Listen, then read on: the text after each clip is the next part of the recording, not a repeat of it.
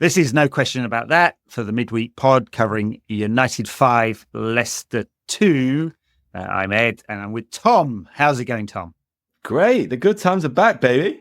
Yeah, for the first time in 18 months, we can do a podcast where we're not bitching and moaning about what's going on at Manchester United. I know, and one of my favourite players of all time is manager. Well, until the 11th of November. I know. I mean, I really hope they find a way of keeping him. Yeah, we'll go through all the details on Interim and Ruud and all of that kind of stuff because there's a lot coming out, as one would expect. Busy week at Manchester United. When is it not? But a particularly busy one. Busy week for content producers. We put out the main pod, we put out a bonus pod, we did some dailies. Absolutely everything has been out of date by the time we published it. And it's only Thursday as well. Like, this must be the 4th or 5th of the... Yeah, won't they think of the podcasters and slow down? Exactly, yeah. Yeah, all right. So, Ruud in charge for what looks like, probably four interim games. Total, three games, yeah. 4 in total. Left. 3 left, yeah. Same as Michael Carrick got. I wonder if he can go through this unbeaten as well. Yeah. And I really hope they find a way of keeping Ruud. Just his connection with the club, and it looks like they're bringing a lot of coaches with Interim, maybe up to 5. Which suggests an awful lot of coaches might be leaving, and an awful lot of coaches that are at the club right now have only just joined, including Ruud and Nistelrooj. And it just kind of, there's a bit of an echo of when David Moyes came in and brought all his own coaches and kicked everybody else out. Yeah. But at least we were doing well then. Like, now it's maybe we should get rid of them all. Well, maybe, yeah. No, I guess I don't really care about Andreas Georgsson or whoever the goalkeeper coach was, whose name I've totally forgotten, because there's another goalkeeper coach coming in from Portugal who's like 90 years old and all this kind of stuff. But I do care about Ruud van Nistelrooy, and his love for the club was absolutely clear. The fist pumping, the celebrations when United scored. In all his interviews, the passion. He took this job. He could have taken a managerial job elsewhere and been paid more than he is now. He came back for United. That means something, surely. So it would be nice if they found a role for him at the club. And he's got a bit of gravitas and aura to him. And real. Of course, yeah. BDE as the kids used to say. So. And also, like the kids say now, Riz, that he has all the Riz that Ten Hag lacked. I mean, Interim has Riz in. He has way too much Riz. It's scary how much Riz that boy has. But oh my God, every time I see Ruud, like when I was Ruud joined United when I was 9 or 10, I think. So therefore, when you're at that age, like that's when you're at the most impressionable age. And like my password at the time was Ruud. And like, because that was just when I was getting onto the internet, my first Hotmail account was the Ruud one at hotmail.com. I spelled Ruud. Like, he was literally like my hero. So, and I still, every time I see his face, because he looks so similar as well, like he hasn't really aged that much. Like, I just feel it in my heart. And then seeing him just walk out into the pitch and giving his fist bumps and then after the game as well, and celebrating every goal, it hits so differently. And this is kind of what it felt like when Ollie was manager. Like, obviously there were like times of awfulness under Ollie, and there's always kind of that thought we all had that like, oh, we need a better manager, blah, blah, blah. But it's that nostalgia feeling, that feeling of this guy really cares. This guy really loves it. He was there when all the good times were there, and he provided so many amazing moments in my life and in everyone else's life who's watching United. It just hits differently, and there's just a coldness to there was such a coldness to Ten Hag, both through his personality and also the kind of that detachment that kind of the other has. You have to come into United, you have to prove yourself, you have to get along with the fans, and he never quite did that, because there was always that detachment, there was always that distance, there was always that coldness, and I think it probably definitely came across the fans, that maybe came across the players as well. And I think, we'll get on to Interim, but I don't think he'll be like that. I think he seems to have that, like I say, so much riz, so much personality. And then you see Ruud last night, and that connection is just clear. And exactly what we want over the next 4 games, that connection to combat between the team and the fans and the manager and the fans. Fully agree with all of that. The other question I'm thinking about is, I know it's kind of reductive to think about United's identity. I say that, and Wayne is just about to put out a new book entirely about United's identity and what that means. So it's a little bit reductive to think about it, but having former players involved in the coaching or the executive or on the technical side or whatever it is, feels like it makes that bridge between the past, the present, fans, players and coaches. And I do kind of worry that you've got these detached minority owners who, he lives in Monaco, and like the majority owners live in Washington DC, Florida, New York, and wherever. The CEO is a former City executive. The director of football is England, Newcastle, Brighton. The technical director Jason Wilcox is a former City player, Blackburn player, and Leeds as well. I think Leeds. Yeah. Christopher Bell is brand new and has sort of bounced around. The recruitment director bounced around stuff. So where's the connection? And maybe none of that matters, right? And if you just buy in the best of the best coaches, best players, best technical people, okay. But I think there's something a little more. Maybe I'm being all doughy-eyed and romantic or something like that. But anyway, it didn't half feel like it yesterday when Ruud's there and the fans and him have this connection. You're like, yeah, we want some of that at this club.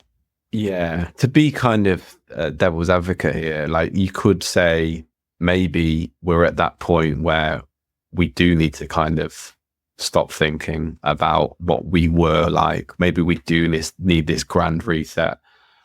Maybe all these new people therefore can create a new football club, because maybe we've been hanging on to the 30 years too much, and we've maybe been living in the past a bit too much. Like we always used to accuse Liverpool fans of once upon a time. But when you feel it last night, like the fans that are there today, most of them were there under the great years. It's not like we're, I don't know, 20, 30 years down the line. We're only 11 years, and most of the season ticket holders are still the same people. Therefore, average age 97 or something like that. United season ticket holders. I mean, it's so expensive to go to football these days that they're the Gen X's and the Boomers are probably the only person who can really actually afford season tickets. Anyway, but like, therefore, that connection is crucial. Like, yeah, we should be moving forward. We should be progressive, but it means a lot to the people who are at the stadium and it means like I say, I was talking about at the start of this pod, like it means so much for me to see Ruud van Nistelrooy as our manager, even if it's just for a few games. I honestly just watching the game last night, and I know like we'll get onto the game. I'm sure Leicester would rested 8 players, but I can't remember the last time I felt like this watching United. I was so happy. It's great. Look, and in the wider context, it doesn't mean anything, does it? Leicester No. A bunch of players, Leicester B, League Cup. There was a freedom to it. Okay, so we can't learn anything about that really. I don't think Ruud came out with any brand new tactics. Pretty much played everyone in 10 positions they would have played in under Ten Hag. I mean, maybe just the midfield, Casemiro and Ugarte. Yeah, that was fun. Together. We talked about that last week. And balanced. We wanted to see it, Yeah, fun and balanced, yeah. So, like, no big tactical shake-up or anything like that. But, yeah, it was just all about, liberation and fun. And I don't have anything horrendous to say about Ten Hag. He didn't rub me up the wrong way, particularly. I mean, he did, as I said on the Daily a couple of days ago, he did start to come across a bit comical alley, going, hey, there's nothing to see here. We didn't really lose to Tottenham, and it's all great. And everyone's going, hang on. I mean, we're 14th and 21st in the Europa League, and we finished 8th last season. And we just get smashed regularly, and we can't score any goals, and we got minus goal difference. And our goal difference during the Ten Hag period is 11, and Manchester City's is 120 something. And I'm just listening to him going, what are you smoking? You're not on the same page as anyone. But that's it. And he's kind of technocratic and boring and dull, and he gives these really dull answers in press conferences, and it's hard to want to engage him. I hate him. And like, I got to the point with Jose, I actively hated him. Yeah. Quite like him now, he's out the club. But so I wasn't really hating Ten Hag, but it was just so obvious that change was needed. And that liberation, that freedom from the old regime was just really desperately needed. And everyone has felt it. Yeah, I think that kind of just speaks to him as a person, though. Is the coldness kind of left you thinking a bit meh, a bit apathetic to the whole thing. Obviously, he gave us 2 great moments. Like the FA Cup win was the best I have felt. I mean, like I said, like the other night, it was the happiest I felt because I felt happy throughout the whole game. Whereas obviously in the FA Cup final, I felt tense throughout the whole game, a lot of it. But then afterwards, puke most of that game. Exactly. But after the game, I felt so euphoric, and it was an amazing moment. Obviously, they won the League Cup the year before. He did give us great moments, but the coldness of him kind of speaks to a lot of the feelings I think that most of us had when this ended. It kind of is like a relationship with an ex or a girlfriend where like there was never much going on anyway. Like there were no real emotions in it, and then when it ends, you're kind of like, oh, okay, fine. And that's how it felt. I hope your girlfriend is not listening right now. I hope she's not. Not this one, not this current one. She's great. That's what. Yeah. Apparently. Which one? You telling me there are a few of them? Yeah. No, don't listen to him. He's a troublemaker. I am. Yes. I actually can't remember where I was going with that. Anyway, that's probably something about breaking up with an old girlfriend and Ten Hag. Yeah, no, I'm. Yeah, he was a cold man essentially. Liberation. Yeah. And he did get, like you say, he got a bit Trumpish at times, and kind of used that to his advantage, like the press are out to get us, and that kept him in a job throughout the summer and until today. But there's only so much you can like try and kid, and people did like. You still see people on Twitter like still backing him and stuff, and I'm just like, oh. It did make me laugh when there's one Ten Hag fan account. Ten Hag ball, was it? Yeah. Who I can't remember what his name was exactly. Who's now did a post going, "I'm going to rebrand. Wait here for exciting news," and then he's rebranded as Amarin fan account or whatever. I was just like, oh, you absolute fucking grifter. God, I hate that. I hate that. I just don't understand it. Yes, and of course, sorry for the people who hate me talking about this, but Brent was on with a video going, he was rejected by West Ham. Who have we got? I mean, like work out the actual facts here. I didn't realise this. This has already wound me up. I know that your boss has just been fired, so you're upset about it. Fucking hell. I tell you what, actually, like Ten Hag going, and maybe we'll separate from Kees Vos, his agent as well. I mean, honestly, that would not be a bad thing for this club. The stories about how much time he was spending at Carrington and helping to direct the transfer policy, that's not healthy to be tied into one agent like that. We've had it before. Against that guy, he's just trying to make money. But at least we actually got good players with the other with Mendes, or Bini Zahava or Jorge Menez, and we actually got some good players through the door rather than Anthony. Mino Raiola caused some trouble now and again, didn't he? Yeah, he did. The late Mino Raiola. All right, shall we talk about the game a little bit? Yeah, because that was exciting. Some fucking good goals as well. I mean, Casemiro just picks one up, has a look, space it as far into the top corner as you could possibly get. Absolutely. It was, he looked like he was having a whale of a time out there as well, didn't he? Peak Casemiro. I don't know what happened, but suddenly liberated. I love the little balance between Ugarte as well. Like, I thought Ugarte was really good. Like we were a bit critical of him and his passing last time out. And like, I just think he just needs to keep it simple, because he did try one sort of longer pass, crossfield ball, and it just went 30 yards wide of the target. But if he keeps it simple, his ground coverage and tackling and interception and stuff is crazy. Sense of danger, just always kind of knowing where to be at the right time is just, it's just awesome to see as well. And you think, well, he blossomed under Amarim at Sporting. Therefore, like that should really excite him. He almost looked like yesterday when he was playing, like almost had a spring in his step, thinking, yeah, my old boss, the last boss who got the best out of me is coming in. Like, yeah, this is great times for me, really. And then I feel like everyone was kind of playing with that extra step. And yeah, I know. Like, it was Leicester's B team. They'd made 8 changes. The Leicester are crap anyway.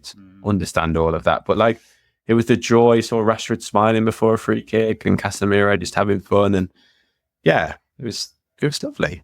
Yeah, shame Rashford didn't get a goal. I mean, I really don't think the right-hand side suits him at all. I mean, just look at the data. He's almost literally half the player playing off there, but yeah, don't need to go into that too much again. But yes, I hope Amarim is able to find great role for Rashford. And in fact, go into more details with Darnish on the Tactics Show for backers on patreon.com or Spotify is on there. You got to search for No Question About That Extra. I don't know why they have to do it as a separate feed or Apple Podcasts in the main feed, and you can listen to that one. But he plays this narrow front three, which will suit Marcus Rashford very much. I don't know how it suits Bruno, but we'll work out that one later, I suppose. Anyway, the Leicester very, very open. They attacked even with their B team, and so like we can't read too much into it. They just let United attack them, whether it was from like special moments like Casemiro's or on the break, or just you're having a lot of possession. It was all very good, wasn't it? Yeah. And like Bayendi, I thought played pretty well. Like, he made one great save in the second half as well. Yeah. Obviously, it would be lovely to have a left back so we can move Martinez out of there, because though he does well, and I like the balance that it has when we have a left footer there. Like, he really needs to form that partnership, I think, with De Ligt. And if we're going to start playing a back three as well, like, he's going to be obviously crucial for that. And where is that wing back going to come from? I don't know right now. That's the kind of one of the question marks, I guess, for later on. And probably for maybe a question for January. Darnish as well. And then, if Yoro comes back into that back three, that would be, and that's the balance of that is really exciting, I think. Like, on the left, Martinez, in the middle, De Ligt, and then Yoro with his ball playing ability on the right. Yeah, and last night, what did we have? We had De Ligt and Lindelof, who I'm assuming will be binned at some point anyway. He's out of contract in the summer. And Martinez at left back. He's not exactly an overlapping left back, is it? But is he? You can really expect that, I don't think. And Dello on the right. Mazraoui came on the left later in the game, didn't he? Which he's perfectly comfortable there as well. I don't know whether he's going to make a wing back or not. He's not that athletic. No, but I don't know on the left. I think this is always the danger with 3-5-2. You have to have great wing backs. Like, we saw the best team, I guess, one of the best teams in Europe last season, Bayer Leverkusen, play this formation, but their right and left wing backs were just unstoppable. Like, they scored ridiculous amount of goals, Grimaldo and Frimpong, and I think they had Stanisic, who sometimes played at the right as well. Yeah, like they were almost like their most effective players, and you think they were very attacking, very high starting positions. Yeah, you could it's hard to call them wing backs. They definitely weren't defenders. Yeah, I mean, what? Yeah, but our boys are just. Yeah, and there's not even really an obvious conversion you could make. I mean, could Anthony turn into a left wing back? Don't know. I mean, he's not that quick either, is he? He was pretty pissed off about playing left back in the cup game to be honest, I'm pissed off that United paid 100 million euros for him. So, swings and roundabouts, isn't it? Yeah. Who else did we like last night? Because everyone played pretty well, but particularly Casemiro, Ugarte, Garnacho was bright. Bruno was good as well. Bruno got liberated. Got his first goals of the season. I mean, oh God, I'm worried about him. Like, nice with the ball at his feet, like, moves okay. He's not a striker though, is he? Like, I know he scored some goals last season, got like 14 or something. So he must know how to score goals. I don't see it. No, I don't really know how he's going to fit into an Amarim team either. Like he reminds me, like his style of football, I feel like is quite similar to like Ibrahimovic, but he hasn't got the star quality that Ibrahimovic does. Oh, the goals getting press. I mean, I wonder how many touches. I didn't look at the data actually, but how many touches did he have in the box yesterday? It might be none. I can't think of any off the top of my head. He's super languid. His feet are really nice, but is that enough? He's just quite slow, and also he had that shot from the outside. I think it was just on the outside of the box, and you should be doing better with that. And that's what I mean. Like, I feel like he has that languid, like slowness of Ibrahimovic, but Ibrahimovic, when he is in the penalty area, he came alive, and even completely different players, but like he's just kind of got that languidness, a bit like I guess Berbatov had, but like So I was going to say Berbatov was able to score goals though, wasn't he? So, I do worry about this. I mean, it was I don't know whether this was Ten Hag driven or club driven, say, but they liked him, and obviously he was not too expensive in sort of modern terms because he had a release clause. So I hope kind of looked to like Gyökeres though at Sporting, obviously, and you think, could we have got him for a similar price? Like I mean, we could have got him for like 10 million 2 years ago. Coventry, yeah. And I don't want to go too harsh on Xerxes. It's early days. He's a young lad. Like, and I don't want to kind of pile on him. It's just, especially last night, is where you want to see him get on the goal scoring sheet. Like everyone else is playing well, and he's kind of not. It's a bit concerning. And you can see that people on Twitter are slagging him as well. Yeah, I mean, Amarim likes channel runners. Like Gyökeres is a great in the channels, obviously a brilliant finisher as well. He's got some weaknesses to his game, but like the movement is the thing. So I think I look at Højlund, I go, that doesn't look like a bad stylistic fit. I think that as well. Yeah, for sure. Yeah, and hopefully it'll be less sort of back to goal fighting with the two centre backs and never getting the ball in front of him. Hopefully there'll be more stuff in front, because it's the wing backs that are required to stretch the game. The two outside forwards or the inside forwards are there to support the main point of the attack, and there's a lot of interchangeability. So feels good for Højlund. We'll see. Time will tell, of course. But that feels like a better stylistic fit than Xerxes, who doesn't feel like a fit anywhere, really. 14 games into his career, so it's a little hard to judge. But looking at it right now, you're a little bit like, not sure about this one. Yeah, it's strange. Like I can understand as well, like some sign, because you when we were at our best under Fergie, like when we won the treble, like we had 4 strikers, and like a lot of them most of them were quite different. I guess there were similar traits to Andy Cole and Dwight York, but like Solskjaer, Teddy Sheringham were very, very different types of strikers. And you can understand like bringing Xerxes in to play a different style of football, but I don't understand what the style of football was going to be to be suited to him. Maybe a possession-based game where he would come in and then the wingers would go past him. Yep. Potentially, but like that's it. But Ten Hag never wanted to play that football. No, I mean, it was all transitional and direct football, and So it's kind of, I look at him and I go, okay, that was a club signing, and that was one that was driven from Jason Wilcox and Vivell. And then we hire a manager who wouldn't play that style of football, though.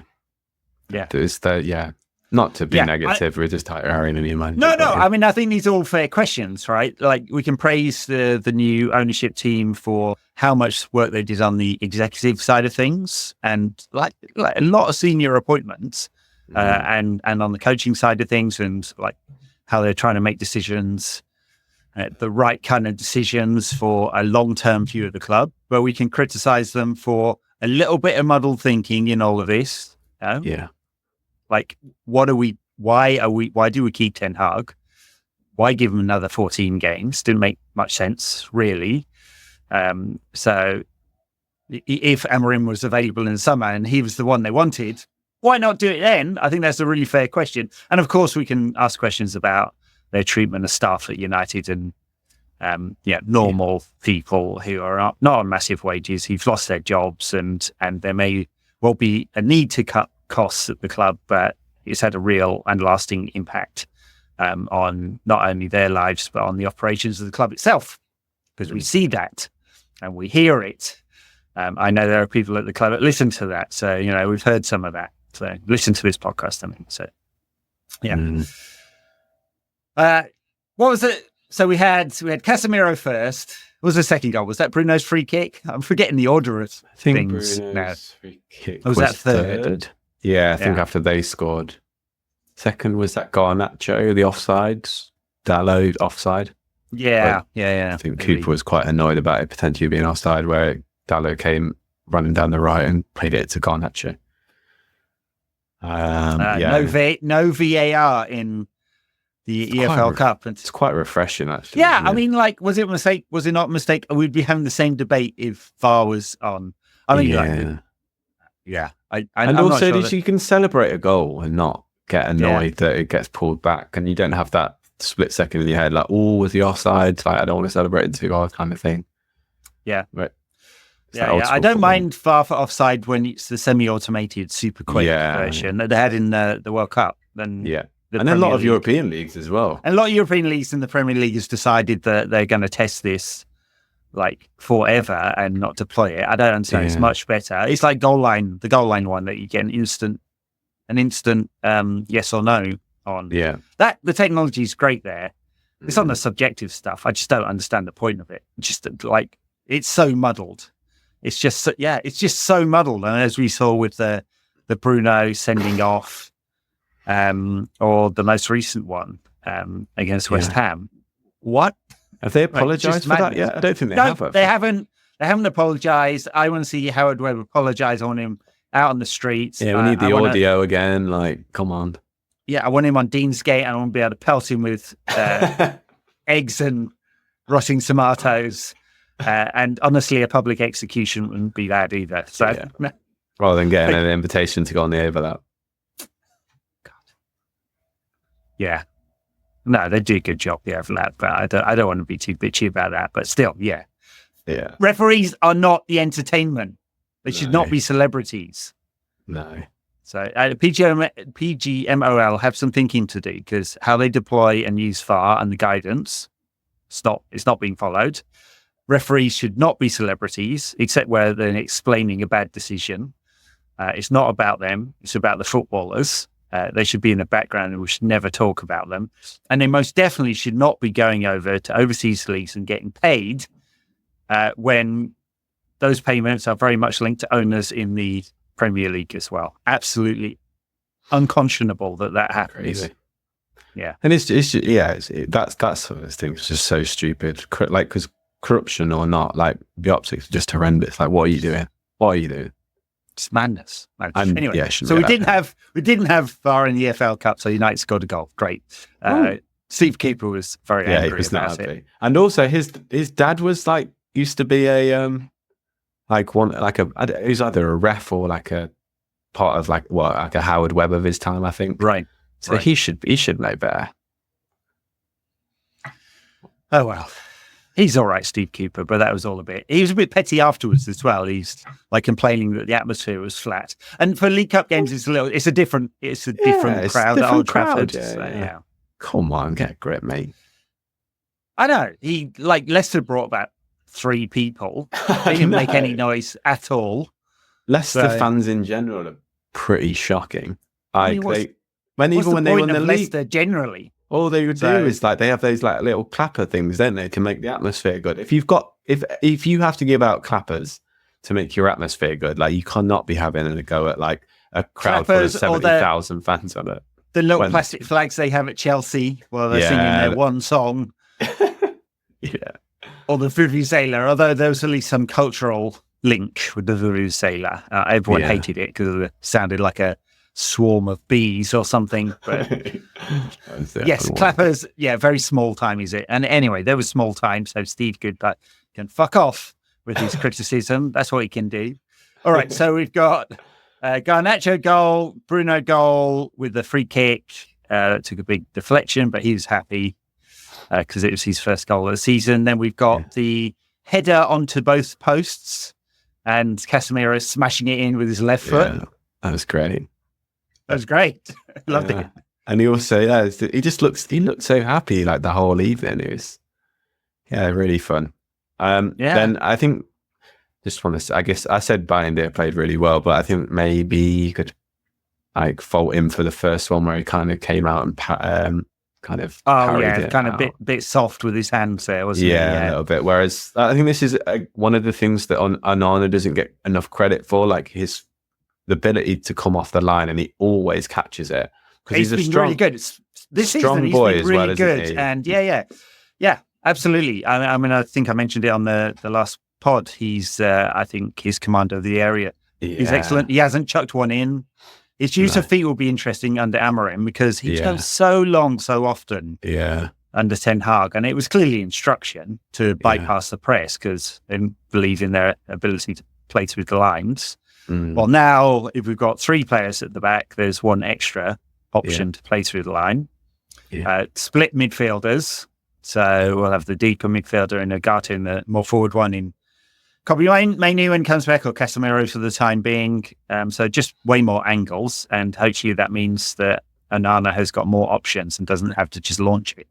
Yeah, because he's so good. I mean, he is really good at playing those long passes. Like the amount of assists he could have had this season and last season from doing it. But like, well, he'd have had one in the last game if Diego Dallo hadn't missed an open goal. Oh yeah, exactly. It feels like you always. Dallo, by the way, a little bit at fault for one of the Leicester goals. I think went to sleep a little bit. Yeah, it's a bit concerning with Dallo. Like I feel like he needs a bit of a rest. He needs to come out of the team because he's clearly not playing very well. And this is where, when we had Wan-Bissaka, you could take him out a little bit and maybe he's he knows his first team on the name on the team sheet, and maybe that's he's a little bit less switched on to it. Yeah, potentially. I mean, it's definitely worked for Luke Shaw in the past, hasn't it? A bit competition has boosted his performance level. Shaw, by the way, apparently has suffered another setback with his calf injury. So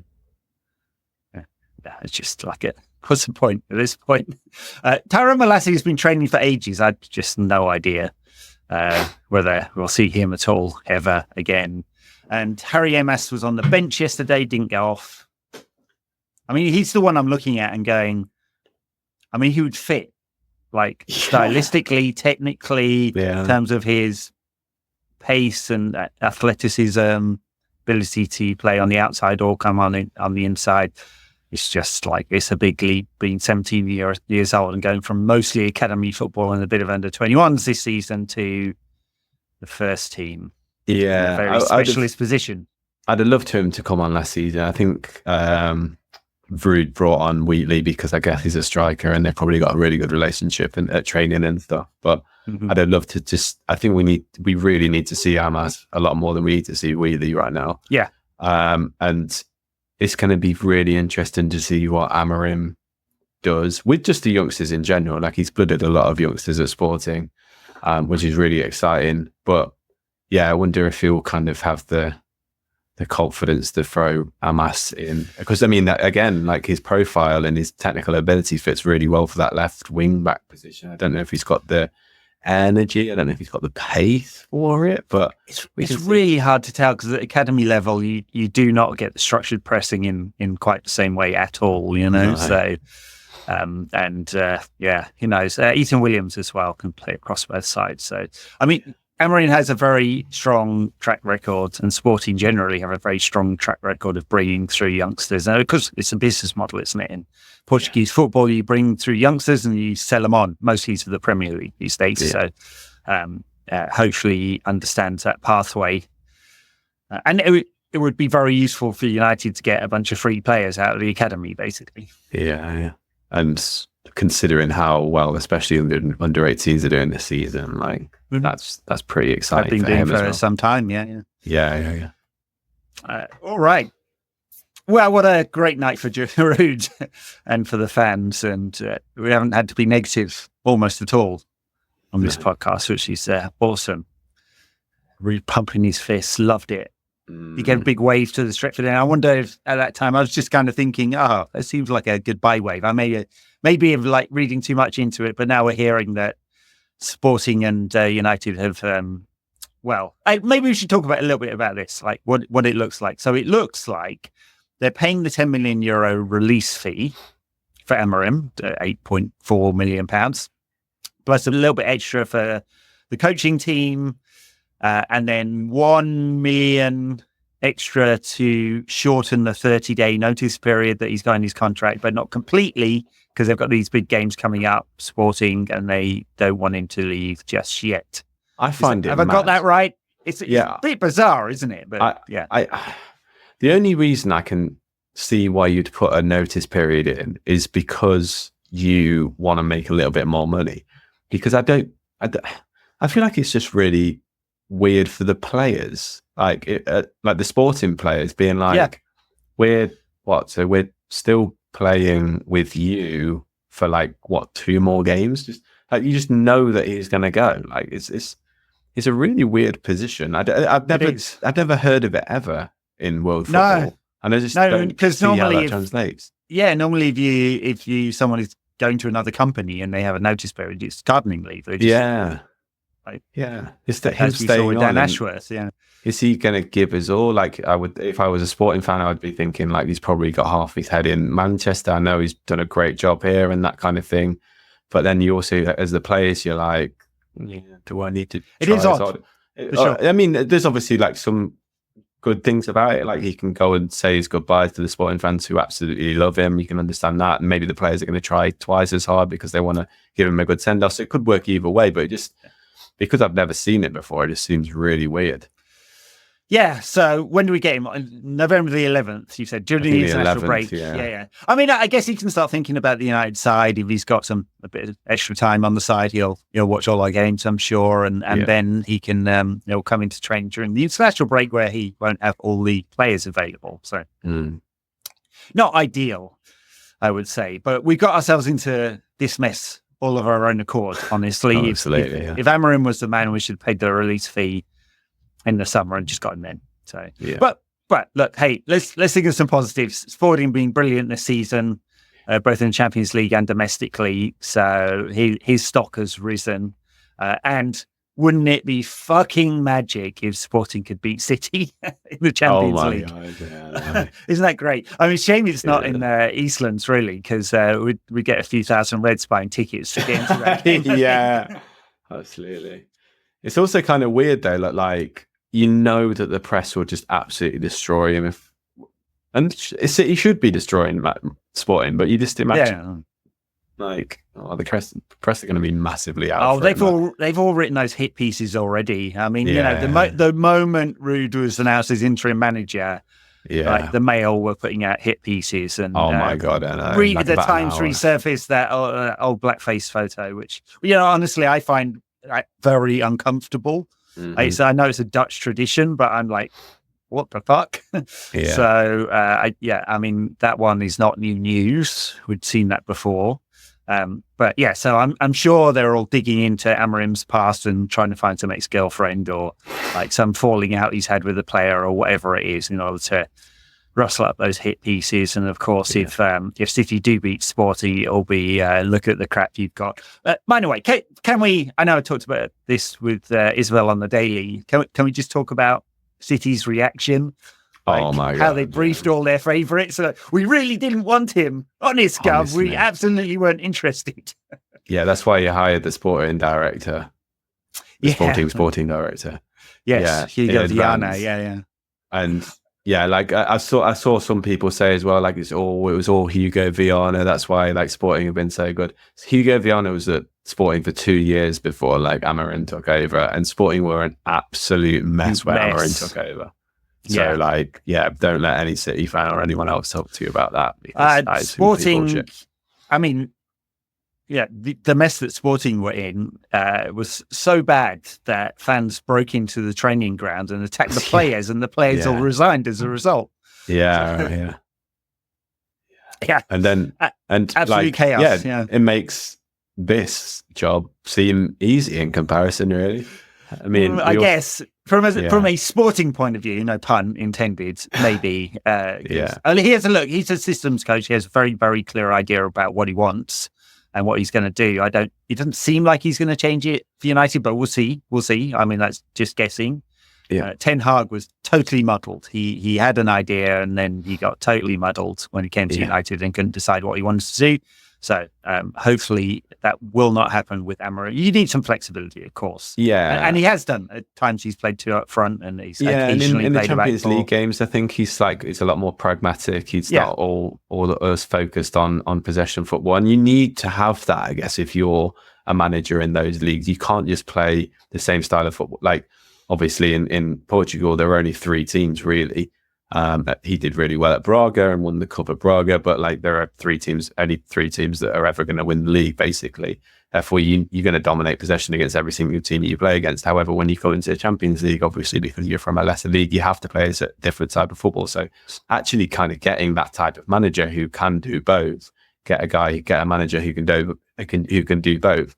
Like, he has that in abundance. And also I've seen like people compare this hire to Ten Hag. Oh yeah, he's won a league with a big club in a lesser league. Like, there's no comparison. Like Sporting hadn't won the league since 2002 before Amorim took over. The club, like we said, was in a complete mess. Yeah, Ajax had a few like fallow years before Ten Hag took over, but Ajax play a distinctive style of football, and Ten Hag came in, played that style of football, then tried to translate that style of football to Sporting, but to United. Whereas Amorim came over, completely like changed the blueprint of the team, completely brought his own style of football, completely changed a club which was in a complete mess. Like I say, I hadn't won the league since 2002 against Benfica and Porto, like who are basically giants in that league. Really good. Benfica were awesome at like the turn of this decade. Yeah. And won the league immediately. And therefore, and also I think has the pragmatism, which I think we've seen from his 4 years at the club, to bring that to United and also be pragmatic, but also a systems coach. And also he has so much fucking charisma and an absolutely beautiful smile, which Ten Hag doesn't have. And you need to have charisma to be the United manager. We've seen that with all our best managers ever, and Ten Hag just didn't have it. All right, very good. All right, United have Chelsea at the weekend. What do we expect from this? Chelsea are doing pretty well at the moment. Yeah, Chelsea are good, and I thought they were good against Liverpool in the first half as well, and dominated a lot of possession and then gave away a silly penalty. And I feel like this might be because nothing like we still saw structural changes. If we want to be really we want to be a bit negative about last night and a bit pessimistic, like we did see a few of the same problems, and that's obviously going to happen. Like Ruud wasn't going to come in and change it overnight, and he has to kind of keep that continuity. What's the point in changing the style of football right now for 3-4 games? Like, and therefore I think Sunday will probably be quite similar. We might see more of a reaction in terms of like motivation and ferocity, but in terms of like the tactics on the pitch, I don't think we're going to see that much change. Yeah. It was really hard to tell, wasn't it, from Leicester? Like, did the press look different? Really hard to say. Yeah. This idea of like pressing with 3 up front, man to man, and then once he's beaten, like everyone dropping back, hence the donut formation. Couldn't tell whether that was different last night or not. Didn't see any, and why would it be? He's had like 1 day of training or whatever. So probably not much different against Chelsea.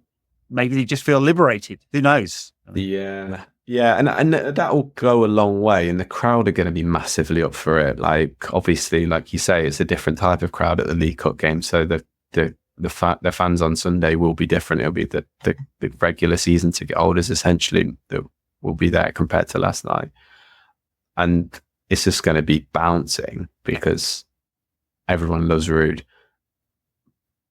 And like I say, that can take you so far, but I feel like Chelsea, like you say, are good. And I think Maresca's pretty good as well. And I think he's got a clear idea of what he wants. Very clear idea. So. And considering we're basically Ten Hag's team with a more charismatic United legend in charge, like the tactical issues will still be present. So therefore, we might just get picked off. Like, not to be super negative about it, but I feel like that might happen. And therefore, if they score an early goal, Yeah, it might not look that great, and it might dampen the party atmosphere a little bit. If you're being cruel, you'd say that Chelsea's improvement has come since Maresca dropped Jadon Sancho to the bench, and he was quite public about it as well. Yeah, well, João Pedro's what's his name? Pedro Neto, sorry. Pedro Neto is a much better footballer as well than Jadon Sancho. Yeah, Chelsea just need to finish above 14th for that obligation to buy clause to hit in. So I think we're safe there. And I don't think there's any way of cancelling that either. Like, I don't think there's I'm sure the club have decided they do not want him there, even if Amorim said, "Oh, I like him." I don't think he's a easy fit for an Amorim side, so I think we're probably safe on that one. Yeah, I'm not even sure. Does this count as a loan with Jadon Sancho with an obligation, and therefore is he barred from playing against his parent club? Oh yeah, I guess he is. Yeah, it doesn't really matter anyway, does it? But I mean, it would be annoying if he scored. It would be annoying if you stuck one in the top corner, wouldn't it? Yeah, but yeah, I mean, his performance at Liverpool was exactly the same as performances we saw very, very often at United. Yeah, he's scared to take on his man, so he plays the ball back, and then he does a few nice little step overs, and he's just super ineffective, I think, against the top tier of the Premier League for a number of reasons. And I feel like he's a bit, I don't know. I've had a strong dislike for the boy now. And was that little wave that he did on Instagram, was that fake or was that real? I don't know. When Ten Hag got sacked, I saw it went viral that like apparently Sancho put on his Instagram like a little wave. Oh, I didn't see that at all. I saw that David De Gea. Yeah, wow. Bit petty, Dave. Bit petty. Yeah. Leeds United obviously wasn't happy about that. Thought he had a new contract and it took a year out of football, and now he can save penalties. I don't know what's happened, but literally, spent the 12 months just on penalty practicing. Duty. Yeah, maybe did. Like let 11 in Gdansk, and then it was like, better practice that. Yeah, maybe. Who knows? Yeah. All right. Yes, I don't know what to make of this Chelsea game, either in terms of United's form, because it's all up in the air now. We've got an interim coach and another coach coming in. Tactically, I couldn't see anything different against Leicester. Not sure whether there's going to be any major changes. I'd be surprised if Ruud does anything drastic. He's got 4 games. He's going to at least what he's going to try and do, I think, is have round pegs round holes. Yeah, we'll see. Will there be any changes in personnel? Is he going to go with Dalot, De Ligt? Will he move Martinez back in or keep him at fullback? Yeah, maybe, and then Mazraoui at left back. Yeah, or Dalot at left back, maybe. Yeah, one of the two. I'd suspect Martinez comes into the middle. Yeah, rather than Lindelof. And then Ugarte and Casemiro. I mean, as long as Casemiro hasn't burnt himself out because he played the whole game. So yeah. I was thinking maybe we should get him off.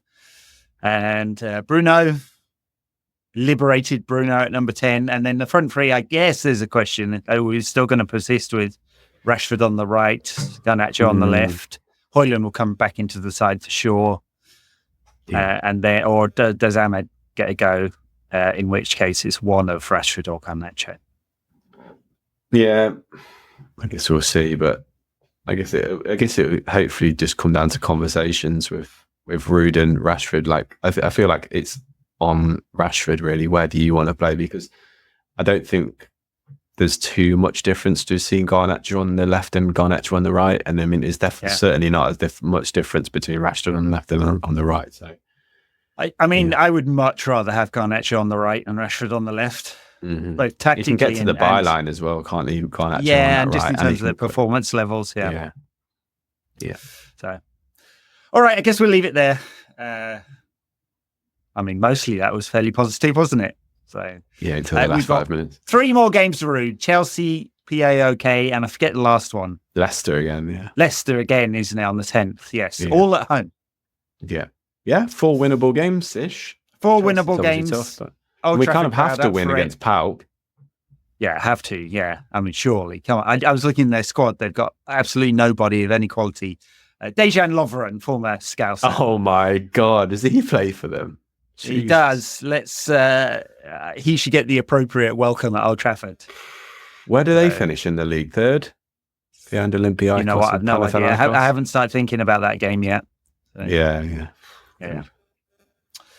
All right, we'll catch everyone at the weekend and probably do a preview with a bit more depth on our YouTube channel, which you can find at youtube.com/@NQATpod. Do very funny URLs. You can find us on Patreon if you want to back the show. Tom is at Thomas Mortimer with a Z on Twitter. I'm at NQATpod on Twitter, Instagram, Facebook, Blue Sky, and Threads. No one else is there, so I don't know what the point is. Absolutely empty. Okay, thank you very much, everyone. Bye now.